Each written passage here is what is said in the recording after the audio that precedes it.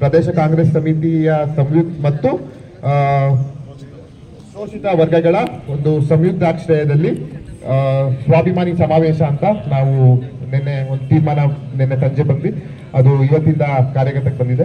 ಆ ಸಮಾವೇಶವನ್ನು 5ನೇ ತಾರೀಕು ಮಾನ್ಯ ಘನ ಸರ್ಕಾರದ ಮುಖ್ಯಮಂತ್ರಿಗಳು, ಮಾನ್ಯ ಉಪಮುಖ್ಯಮಂತ್ರಿಗಳು, ಸರ್ಕಾರದ ಎಲ್ಲ ಸಚಿವರುಗಳು ಮತ್ತೆ ನಮ್ಮ ಜಿಲ್ಲಾ ಉಸ್ತುವಾರಿ ಸಚಿವ ಪ್ರಮುಖವಾಗಿ 5-6 ಜಿಲ್ಲೆಯಿಂದ ನಾವು ಈ ಸಮಾವೇಶ ಮಾಡ್ತಾ ಇದೀವಿ. ನಮ್ಮ ಮಂಜಣ್ಣ ಅವ್ರು ಹೇಳಂಗೆ ನಮ್ಮ ಮೈಸೂರು ಭಾಗ ಏನಂತ ಹೇಳ್ತಾರೆ, ಅಲ್ಲಿ ನಮ್ಮ ಹಾಸನ, ಚಿಕ್ಕಮಗಳೂರು, ಕೊಡಗು, ಮಂಡ್ಯ, ಮೈಸೂರು, ಚಾಮರಾಜನಗರ ಇಷ್ಟು ಜಿಲ್ಲೆಯಿಂದ ನಾವು ಈ ಸಮಾವೇಶ ಮಾಡಿ ಸುಮಾರು ಈ ಜಿಲ್ಲೆಗೆ ಈ ಒಂದು ಕಾರ್ಯಕ್ರಮಕ್ಕೆ ಒಂದು 5 ಲಕ್ಷ ಜನವನ್ನ ನಾವು ಅಂದಾಜಿಸಿದ್ವಿ. ಅದಕ್ಕಿಂತ ಜಾಸ್ತಿ ಆಗಬೇಕು ಅಂತ ನಾವು ಅಂದ್ಕೊಂಡಿದ್ವಿ.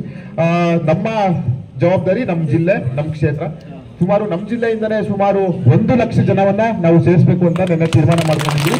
ಅದೇ ರೀತಿ ಪ್ರತಿ ಕ್ಷೇತ್ರಕ್ಕೂ ನಮ್ಮ ಮಾನ್ಯ ಜಿಲ್ಲಾ ಉಸ್ತುವಾರಿ ಸಚಿವ ರಾಜಣ್ಣ ಸಾಹೇಬರು ಒಂದು ಟಾರ್ಗೆಟ್ ಕೊಟ್ಟಿದ್ದಾರೆ. ಒಂದೊಂದು ಕ್ಷೇತ್ರದಿಂದ ಸರಿಸುಮಾರು 10,000 ಬರಬೇಕು ಅಂತ.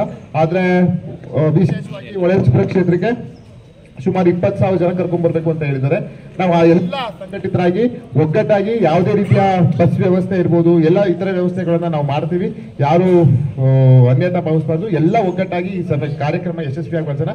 ಇದು ಒಂದು ಇತಿಹಾಸ ಪುಟ ಸೇರುವಂತಹ ಕಾರ್ಯಕ್ರಮ. ಇದು ಮುಂಚೆ 1900 ನಮ್ಮ ಸುರೇಶ್ ಅವ್ರು ಗೊತ್ತಿತ್ತು ಅನ್ಕೊಂತೀನಿ, ಅದೊಂದು ಸಮಾವೇಶ ಆಗಿತ್ತು. ಅಹಿಂದ ಸಮಾವೇಶ 2006 ಆಗಿತ್ತು. ಅದರ ಮೀರಿಸುವಂತಹ ಸಮಾವೇಶ ಇದು 5ನೇ ತಾರೀಕು ಆಗಲಿದೆ.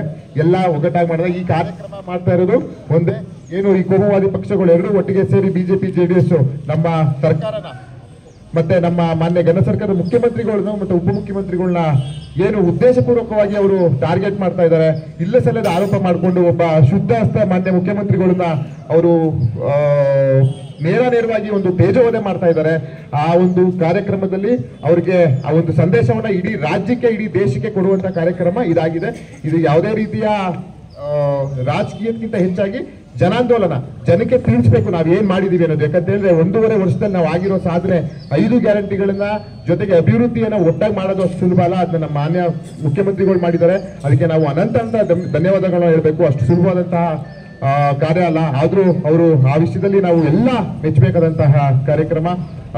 ನೀವೆಲ್ಲ ಒಗ್ಗಟ್ಟಾಗಿ ಮಾಡುವಂತಹ ಕೆಲಸ ನಾವೆಲ್ಲ ಮಾಡೋಣ. ಹೋಬಳಿಯಲ್ಲಿ ನಮ್ಮ ಎಲ್ಲ ನಮ್ಮ ಆಫೀಸ್ ಬೇರಸ್ ನಿಮ್ಗೆ ಕರೆ ಮಾಡ್ತಾರೆ, ಗ್ರಾಮಕ್ಕೆ ಎಷ್ಟು ವೆಹಿಕಲ್ ಬೇಕು, ಆಲೆಕೋಟೆಗೆ ಎಷ್ಟು ಬೇಕು, ಕಸ್ಬಾಗೆ ಎಷ್ಟು ಬೇಕು, ನಮ್ಮ ಹಳ್ಳಿ ಮೈಸೂರಿಗೆ ಎಷ್ಟು ಬೇಕು, ನಗರಕ್ಕೆ ಎಷ್ಟು ಬೇಕು ಅಂತ ಅದೇ ರೀತಿಯಲ್ಲಿ ಮಾಡೋಣ. ಎಲ್ಲ ಒಗ್ಗಟ್ಟಾಗಿ ಮಾಡೋಣ. ಯಾವುದೇ ರೀತಿಯ ಭೇದ ಭಾವ, ಸಣ್ಣ ಪುಟ್ಟ ಏನೇ ವ್ಯತ್ಯಾಸ ಇದ್ರು ಎಲ್ಲ ಒಗ್ಗಟ್ಟಾಗಿ ಮಾಡೋಣ ಅಂತ ಹೇಳ್ತಾ, ಜೊತೆಗೆ 5ನೇ ತಾರೀಕು ಒಂದು ಕಡೆ ಅದೇ, 2ನೇ ಕಡೆ ನಾವಾಗಲೇ ಸುಮಾರು ಸಂಸದರಾಗಿ 6 ತಿಂಗಳಾಯ್ತು. ಆಗುವಂತ ಕೆಲಸಗಳು ಮ್ಯಾಕ್ಸಿಮಮ್ ಆಗ್ತಾ ಇದೆ. ಸಮಸ್ಯೆ ಇರೋದು ಯಾವುದು?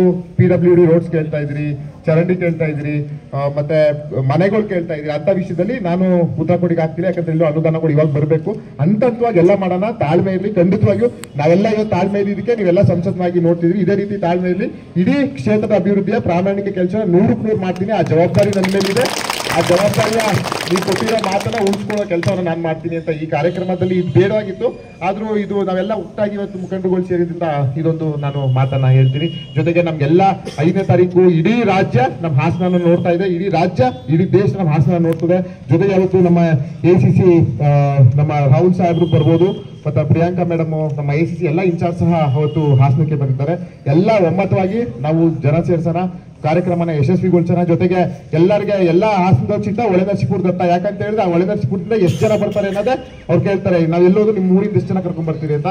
ಹಾಗಾಗಿ ನಾವೆಲ್ಲ ಒಗ್ಗಟ್ಟಾಗಿ ಈ ಹೆಸರು ಬಂದ್ರೆ ನಮ್ಗೆ ಹೆಸರು ಬಂದಂಗಲ್ಲ, ನಿಮ್ಗೆಲ್ಲ ನಮ್ಮ ಹೊಳೆನರಸೀಪುರ ತಾಲೂಕು, ನಮ್ಮ ಹೊಳೆನರಸೀಪುರ ಕ್ಷೇತ್ರಕ್ಕೆ ಹೆಸರು ಬರುವಂತಹ ಒಂದು ಕಾರ್ಯಕ್ರಮ ಇದಾಗಿರ್ತದೆ.